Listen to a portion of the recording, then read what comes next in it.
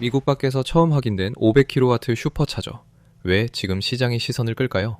충전망이 먼저 넓어지면 상하이 기가팩토리를 보는 시장의 눈도 달라질 가능성이 있습니다. 그런데 문제는 이 해석이 실행으로 확인되기 전까지는 아직 조건부라는 점입니다. 350만 대, 월 1 국내 보도에서 오래된 차까지 AI 기능이 얹히실 수 있는 설치 기반으로 다시 읽힌 숫자였습니다. 그 시선이 어디로 번지는지 오늘의 체크포인트는 상하이 기가팩토리, AI 칩, 반도체, 스타링크 통신 제휴입니다. 상하이를 보는 시선은 이제 공시 한 건보다 그 주변에서 함께 잡히는 신호들로 옮겨가고 있습니다. 오늘도 초점은 상하이 단독 공시가 아니라 바깥에서 확인된 흐름이었습니다. 2분기 인도량 기대가 쌓이는 가운데 미국 밖 첫 500kW 슈퍼차저 배치와 하드웨어 수리용 FSD V14 라이트 배포가 같은 날 화면에 들어왔습니다. 시장이 먼저 읽는 것은 생산 숫자보다 기존 차량과 FSD, 사이버캡, 기가 텍사스가 하나의 AI 자산화 스토리로 묶일 수 있느냐는 점입니다. 다만 칩 부족과 공급망 압박 같은 변수도 같은 그래프 안에 남아있는 만큼 이 재평가는 실행 확인 전까지는 조건부로 봐야 합니다. 바로 그 점 때문에 상하이 이슈는 공장 뉴스라기보다 해석의 문제에 가깝습니다. 분기 인도량 기대가 붙는 구간에서 국내 보도와 증권가 전망은 기존 차량군을 다시 계산하는 쪽으로 기울었습니다. 6월 30일 미국 1차 보도에 따르면 하드웨어 3차량에 FSD V14 라이트 배포가 시작됐고 그 결과 새차 판매와 기존 차의 가치가 같은 그래프에 들어왔습니다. 관측으로는 이 조합이 상하이 같은 생산 거점의 의미까지 키웁니다. 다만 인도량은 수요, 가격, 생산을 보는 숫자일 뿐 FSD 채택률이나 안전성 개선을 검증하는 숫자라고 바로 읽기엔 근거가 아직 부족합니다. 정리하면 상하이에서 진짜 볼 건 공장 한 곳의 분기 생산표가 아니라 생산과 사용 환경이 같은 속도로 넓어지느냐입니다. 해외 충전망이 먼저 따라붙으면 상하이 기가팩토리의 의미도 단순 생산 거점보다 이미 깔린 차량군의 가치를 키우는 쪽으로 커질 수 있다는 관측이 나옵니다. 반대로 원재료, 배터리, 부품 조달 압박이 다시 불거지면 소프트웨어 기대가 있어도 실물 확장이 늦어질 수 있습니다. 이 때문에 상하이는 판매 뉴스가 나와도 생산 능력만이 아니라 사용 가치를 키우는 자리로 함께 해석됩니다.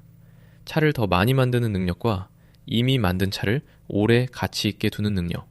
지금 상하이는 그 두 축의 접점으로 읽히고 있습니다.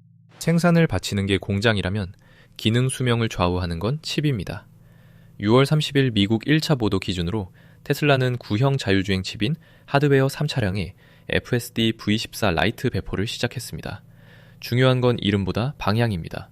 새 칩 발표가 아니라 이미 깔린 구형 칩 차량을 소프트웨어로 다시 묶으려는 움직임이 확인됐다는 점이죠.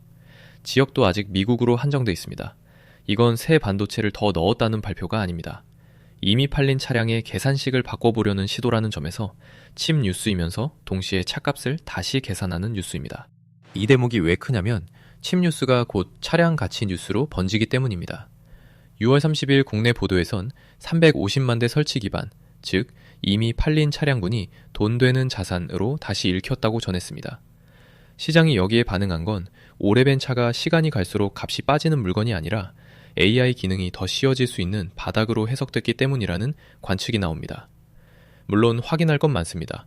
하드웨어 3용 V14 라이트가 실제로 기능 수명을 늘렸는지 보려면 성능 차이, 기능 제한, 규제 허용, 운전자 사용 지속성이 뒤따라야 합니다. 소프트웨어 배포 사실과 경제적 가치 회복은 아직 같은 말이 아닙니다. 남는 질문은 구형 칩을 살리는 흐름이 어디까지 이어지느냐입니다.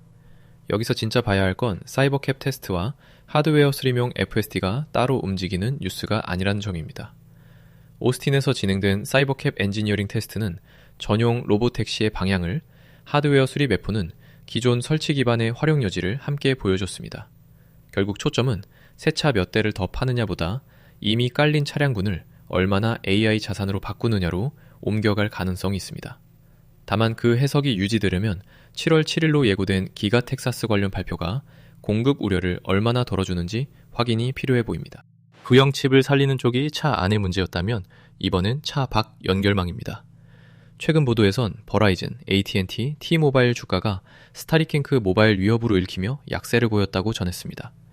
여기서 확인된 건 테슬라의 통신 계약이 아니라 시장이 연결 자체를 경쟁 변수로 보기 시작했다는 반응입니다. 이건 자동차 기사 같지 않죠. 그런데 차량이 소프트웨어 자산으로 읽힐수록 업데이트와 데이터 연결 품질이 가치 판단에 더 깊게 들어옵니다. 통신사가 먼저 흔들렸다는 점이 오히려 관심의 이동을 보여줍니다. 연결은 이제 보조 이슈가 아니라는 뜻입니다.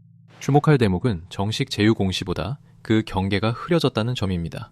머스크는 스페이스X의 스타쉽, 스타링크 핵심 엔지니어들을 그룹에 투입하고 있다고 밝혔습니다. 이는 단순한 인력 이동이 아니라 연결망과 AI 개발이 같은 우선순위로 묶이고 있다는 신호로 해석됩니다. 테슬라 역시 차량이 소프트웨어 자산으로 재평가될수록 연결 환경의 중요성이 커질 수 있습니다.